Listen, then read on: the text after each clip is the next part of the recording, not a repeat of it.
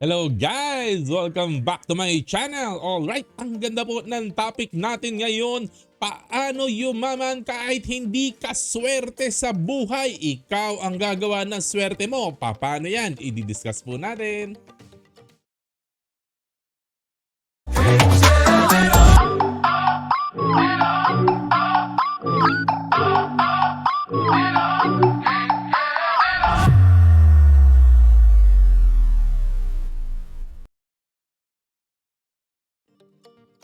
Welcome back. Ayan, how to get rich without getting lucky. Excited na excited na po ako, no? Kasi ang pag-aaralan po natin ngayon, no, ay galing po sa wisdom po ni Naval Ravikant. Okay, no? Okay, syempre po, kailangan po talaga natututo po tayo sa wisdom ng iba't ibang tao na marurunong po, no? Lalo na po yung mga successful na tao, wag po nating kaiinggitan sila.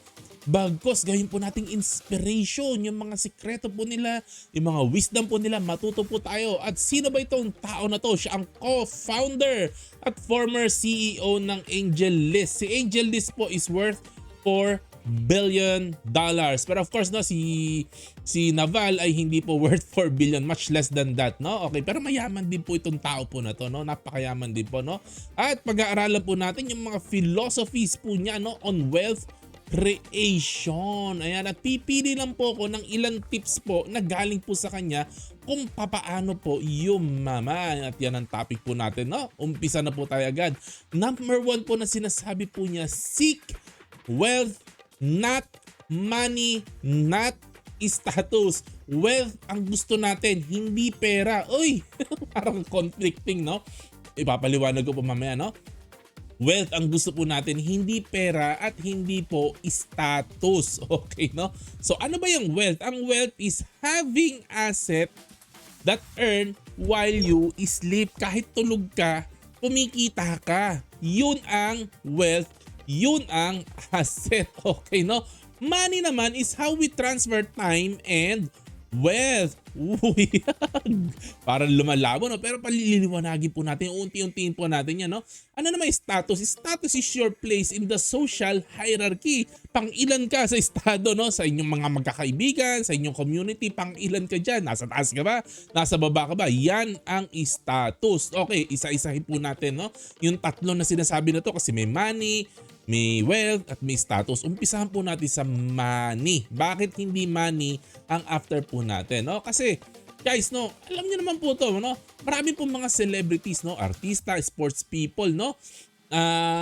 Nakakalungkot po, no, kasi nung sikat po sila, ang lalaki po ng kinikita po nila at marami po silang pera.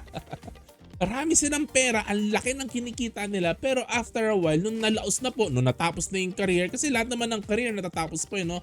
Ayun, nakakalungkot po. Meron po ilan sa kanila, hindi naman po marami, may ilan po sa kanila, nakakalungkot na eventually naghihirap po. Ano, no? Kasi po, nung sikat po sila at nung marami silang project, no? Marami silang pera, marami silang money, pero hindi po wealth ang meron sila, money ang meron po sila, no? Ayan, they were not able to transfer yung money into asset or into wealth. Na natiling pera, hindi po naging wealth, hindi po naging asset. Okay, no? Halimbawa po, sometimes, no, sa kataasan po ng kasikatan po, no, yung iba talaga nangongolekta ng bahay. Nagtatayo ng maraming mansyon kung saan ang daming bahay. Kahit ako, nagtataka po ako. Si Warren Buffett po, sa sobrang yaman niya po, isa lang ang bahay po niya. At hindi, wala po siyang maraming bahay. Pero may iba po, no, yun, no, nagko-collect po talaga. Maraming bahay, maraming kotse, maraming collection ng kotse, no? And doon nawala na yung mga project, nawala yung mga kita. Ang nangyari po, itong mga pag-aari po na ito, itong mga mansion na to, mga kotse na to, pinagbebenta na po isa-isa na po pinagbebenta. Kaya naubos po at naghirap din po, no? Ayan. Kasi po minsan, no, itong mga mansion na to, mga kotse na to, hindi kasi nagbibigay ng cash flow. Hindi ko po nilalahat, ha, pero may yung iba po kasi ni-structure po ng iba na bumibili sila ng maraming real properties na wala pong cash flows. Instead, nagiging problema pa kasi nagiging dagdag gastos po ito para i-keep, nagiging gastos pa po, no? Minsan naman problema ka. Minsan uupa ka pa ng tao para tumira dun sa bahay mo. Ganun. Pagbabayad ka ng tao para may tumira, may maglinis sa bahay mo. At wala namang kinikita yung bahay. Kasi in-structure na gano'n, no? At yung mga kotse, ay puro maintenance po yung kotse. Every ilang months, maintenance ka ng maintenance. Change oil ka ng change oil. Kung ano-ano masisira dyan, kahit hindi mo gamitin, nasisira ang kotse. Kaya maintenance ka ng maintenance na maintenance. Gastos. Kaysa binibigyan ka ng cash flow, gastos. Okay, no? Next, pag-usapan po natin yung status. Minsan po kasi, no, we buy convenience too early in our life. Masyado tayong maagang bumibili ng convenience, no? Okay. Minsan hindi pa kasi natin, halimbawa lang po, no, sa Pilipino po sa atin, pansinin niyo po, ang dami pong may kotse. Ang dami po may sasakyan kaya nagsisiksikan po tayo. Kasi minsan hindi pa po natin afford. Hindi po dahil kaya mo yung down payment, hindi ibig sabihin afford na po natin, no, magkaroon ng kotse o magkaroon ng kung ano-anong convenience. So, madalas po kasi napipilit po. Wala pong problema kung kailangan po ninyo talaga, kung kailangan natin talaga. Pero minsan, nauuna po kasi yung yabang. kaya tinawag na status kasi gusto natin masabi may kotse tayo eh. Pero ganun nangyayari. Kahit hindi natin afford, no, pipilitin po natin, no. All for the sake na makita ng mga kakilala natin na nakakaangat tayo. Basta magkukotse ako kasi I made it. Okay. Alright. So, anong nangyayari po? Nade-deprive po natin ng ating mga sarili ng opportunity. Binili mo kasi ng kung ano-ano, ayan, nawalan ka ng opportunity to buy assets instead of liabilities. Minsan, yung pinagbibili natin convenience, nagiging liability po kasi nawawalan tayo ng cash flow instead na nagkakaroon po tayo ng cash flow. Ayan, pag-usapan na po natin yung asset. Ito po yung sinasabi po, no, na ni Sir po, no, na sa asset tayo magfo-focus, no, sa wealth. Okay, ano ba yung asset, no? We should focus on accumulating asset. Kailangan nakafocus po tayo hindi po sa pera, hindi po sa status, nakafocus po tayo sa investment. At ang goal po natin, lumaki ang ating cash flow kahit tayo ay natutulog. Kahit tulog po tayo, dire-diretso lumalaki ang cash flow. Kahit nag-umpisa po tayo ng maliit, kahit pa 10 piso lang po yung cash flow na binibigay sa'yo ng investment mo, at least nakapag-umpisa ka. Malay mo after 5 years, yung 10 piso mo naging 200 pesos na after 5 years. And after 20 years, malay mo 500 pesos a day na ang binibigay sa'yo, no, ng mga investment mo, and hindi mo mapapansin isang araw, no, you are financially free. Okay, habang bata po tayo, we should keep on investing. Yung mga pera na save po natin, mag-save tayo, at mag-umpisa po tayo mag-invest, lalo na po pag bata po tayo. Mas critical po yung time na bata po tayo kasi mas mahaba ang panahon na magko-compound yung pera na ininvest natin ng maaga, at mahirap pong habulin po yan pag na-late na po tayo. We should keep on investing in ourselves to learn investing. At pinaka-importante po ito, hindi lang po basta invest ng invest. Kailangan po ang number 1 na ini-investan po natin, ito pong kokote po natin. Kailangan po mag-aral po tayo na mag-aral na mag-invest. Mas lalo na pag bata po tayo, mas kailangan po natin mag-aral. Paano ba yung investing po na iyan? Hindi lang po yung investment na pera, pati yung utak po natin mas importante. Mas importante na marunong po tayo mag-invest. Kasi kahit madami tayong pera, kung wala tayong investment at wala tayong alam, tagilid po tayo dyan. Example lang po, no, marami po akong nababasa po talaga, no, na mga article or mga documentary din minsan, no, may mga billionaire families po, no, mayayaman na pamilya na naghirap po nung namatay yung mga magulang na siyang nag-build ng wealth. Nung namatay po at natira yung mga anak nawala din po yung pera. Bakit? Wala pong investment po dito. Kaya hindi rin po ito ang pinag-uusapan. Marami kang ganito pera. Hindi po sapat. Of course, importante rin po may pera. Ako rin gusto ko rin marami pera. Pero of course, no, kailangan ito rin po. Punong-puno po ng kaalaman po ito. No? Para alam po natin paano mag-manage ng pera, paano palagawin ang pera. No?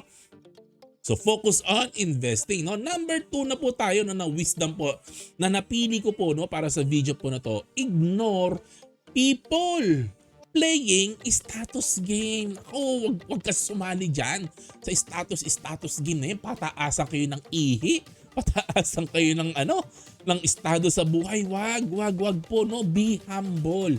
Be focused. Kailangan focus ka at humble ka, no. Bawal po maiinggit sa kahit sinong tao sa ating paligid. Wag po tayong maiinggit, no? O magkaiba po ang inggit, magkaiba po ang inspiration. Wala po problema, ma-inspire po tayo, pero wag po tayong maiinggit, no? Kung ang ating mga relatives, ang ating mga kaibigan naging successful, yumaman, at talaga nakita natin gumanda ang buhay, dapat masaya po tayo para sa kanila. We should be happy for them at hindi po tayo naiinggit. At kung maaari, we should learn from them. Alamin natin paano ka naging successful, no? Turuan mo naman ako. I-share mo naman. Gusto ko rin, no? I'm happy for you, pero turuan mo rin ako, no? Of course, ganyan po, no? Don't crave for status. And wag po tayong makikipag-compete kasi po napaka-detrimental po niyan. Wala po mangyayari sa buhay po natin kung ang nagpatakbo po sa buhay po natin ay puro inggit, no? We will lose our focus. Mawawala po tayo sa focus kung puro inggit tayo eh. Okay, no? Ayan. Number 3 na po tayo, no?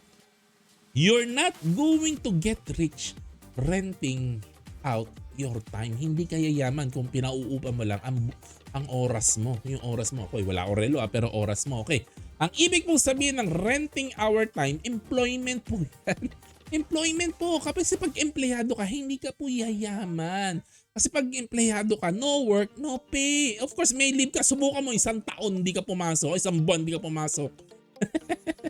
Wala kang bayad. Wala kang kita. Ay, hindi po maganda po yan. Ang gusto po natin, kahit hindi tayo nagtatrabaho, malaki ang kinikita natin. May kita tayo. Yon ang holy grail. Yon ang gusto po natin. Yon ang target po natin. Yon ang focus po natin. Maliwanag po ba? Kumikita tayo kahit tulog tayo, kahit nasa bakasyon tayo.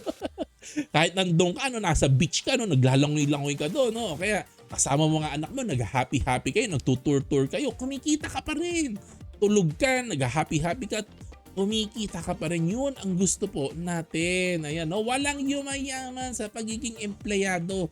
Sabi po ng matatanda. Yung matatanda, sabi, yung mga bata, yan din ang sinasabi. Lahat alam po ito. General wisdom po ito. Walang yumayaman sa pagiging empleyado. Regardless of your salary, kahit malaki ang sweldo mo, hindi ka po yayaman sa pagiging empleyado. Okay, bigyan ko kayo ng example. 10, 15, 20 years ago, mayabang po ako kasi syempre nasa IT industry po ako. Malaki po ang kita ko po, no? Kaysa po sa ibang industry, maganda po ang kita na sa IT. Fortunately, no, napakaswerte po, no. Kaya lang naging mayabang po ako noong time po na yon. Ang yabang-yabang ko po, no. Sa paanong paraan naging mayabang? Hindi naman po ako yung niyayabangan ko mga kaibigan. Hindi. Mayabang ako sa sarili ko kasi kung saan-saan ko dinadala yung kita ko, hindi ko iniingatan. Yung kinikita ko, hindi ako masyado nagsisave, no. Ayan, kung saan ko dinadala yung pera ko kasi pakiramdam ko, I feel that yung magandang kita ko is forever. Forever. Later na po namulat ang mata ko, no? Sa ngayon, kabaliktaran naman. Takot na takot ako. Takot na takot ako ngayon kasi nararamdaman ko yung pressure ng pagre-retire kasi parang binibilang ko ilang taon na lang magsi-60 na ako. Eh pag 60 ko, paano ko hindi ko na kaya magtrabaho? Ano mangyayari sa buhay ko? Ay ngayon maganda kita ko, paano pag hindi na ako makapagtrabaho? Paano na? Yan na pumapasok sa utak ko, no? Ayan, no?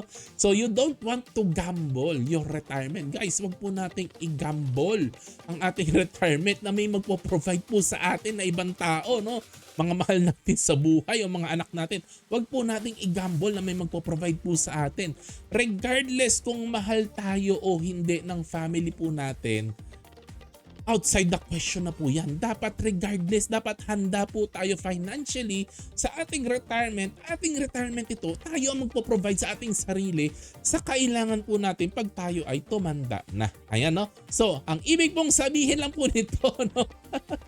Na walang yaman sa pagiging empleyado, ito na, tumbukin na natin para mabilis na. Own pieces of business. Yan daw po ang the best, no? Kailangan meron po tayong negosyo. Meron po tayong negosyo na bubuhay po sa atin. Magbibigay sa atin ng cash flow, no? Kung kaya po natin, we should create our own business. Ayan po talaga ang pinaka the best, no? Na wealth creation. Kung makakapag-start tayo ng ating business, magkakaroon tayo ng ating sariling business, the best po iyan. Pero kung hindi naman po natin kaya magtayo ng ating mga negosyo, di bumili na lang po tayo ng businesses. Bumili na lang po tayo ng negosyo, and that is buying stocks from the stock market, no? When you buy stocks, bilin ko lang po, think like an owner and practice value investing. At yun lang po ang ating kwentuhan ngayong gabi at summary lang po, no? Natin natutunan, no? Mga tips on how to get rich, seek wealth, no?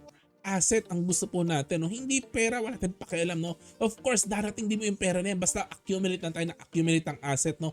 Darating din po ang panahon na yayaman po tayo. Status, wag na po, no? Wag na po tayong maglaro ng status game. Wag na po payabangan, wag na pataasan ng ihi. Wala pong mangyayari sa ating dyan. Kailangan focus na focus po tayo. Aral tayo ng aral, invest tayo ng invest, no? Alright guys, no? Kung paano tayo aasenso sa buhay at you're not going to get rich renting out your time. Start your own business po. Ako rin po, nangangarap po kahit matanda na po ako ngayon. Nangangarap din po ako magkaroon ng sarili kong negosyo.